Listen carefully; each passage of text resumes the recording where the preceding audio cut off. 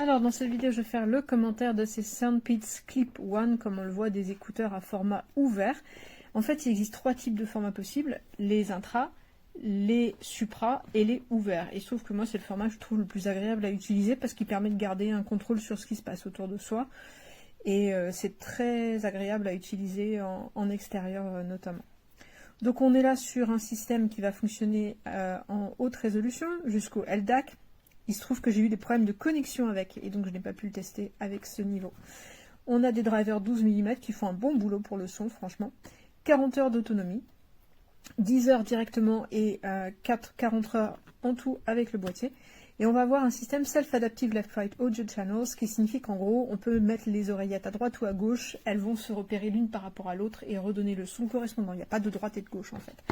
Est-ce que c'est pour ça qu'on a des problèmes de connexion? Je ne sais pas. Alors, derrière sur la tablette, j'ai mis l'application pour montrer un peu à quoi ça ressemble. Donc voilà les écouteurs. Bon, je ne suis pas très fan de la finition brillante, mais pourquoi pas. Se soigner, c'est propre, hein, aucun problème là-dessus. Voilà à quoi ressemblent les petits écouteurs.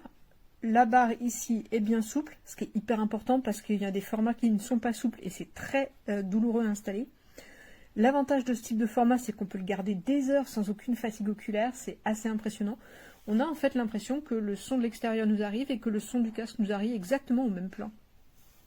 Ça, c'est un truc que j'aime beaucoup dans ce format. Par contre, il faut dire quel est le point faible de ce format, c'est la qualité du son.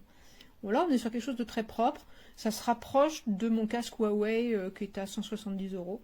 Donc, on est plutôt pas mal. Donc voilà, ni gauche ni droite, on peut mettre un peu comme on veut. Le design est assez sympa, avec le classique S de chez SoundPeats. J'aime bien le petit côté barre, c'est pas mal aussi. Donc, un point positif en termes de confort. Je préfère les boutons physiques sur ce type de format pour la simple et bonne raison que c'est très dur à utiliser correctement. Mais sur ce modèle, cette partie-là qui contient la batterie tient très bien derrière l'oreille et quand on appuie dessus pour les contacts, ça fonctionne bien. Pas de problème. Au niveau du son, comme je l'ai dit, c'est plutôt bon. On va avoir l'application SoundPeats. Donc là, il va, il faut que je les ressorte. Donc, Dolby Audio. On peut régler en mode musique ou en mode cinéma assez facilement. La connectivité à deux appareils, pour moi, elle fonctionne pas très bien. J'ai vraiment eu des problèmes de connexion sur un autre appareil où ça se connecte, ça se déconnecte, ça se connecte, ça reconnecte. En théorie, il est connecté aux deux. Mais j'arrive pas à l'utiliser sur l'autre source qui m'aurait permis de tester le LDAC. On a un mode de jeu qui permet de réduire le lag, mais franchement, pour avoir regardé des vidéos avec, il n'y en a pas des masses.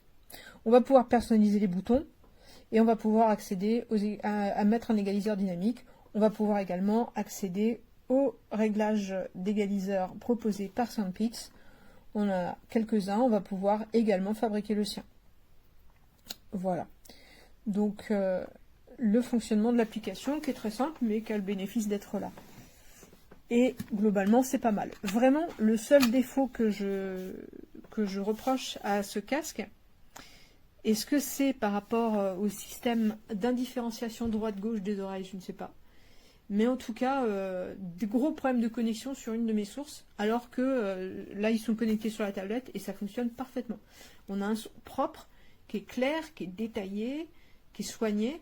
Mais malheureusement, comme il n'a jamais voulu se connecter à ma source qui a du LDAC, je ne peux pas attester de la qualité sur le son LDAC. Mais ça permet normalement en théorie d'avoir un son de bien meilleure qualité que le son de base sur lequel il est connecté là sur ma tablette. Voilà, donc c'est le seul problème que j'ai rencontré avec ces écouteurs. Autrement, ils sont vraiment très très bien, très agréables à porter, vraiment sur une durée assez longue, il n'y a aucun problème. Très bonne autonomie aussi, on a 40 heures. Donc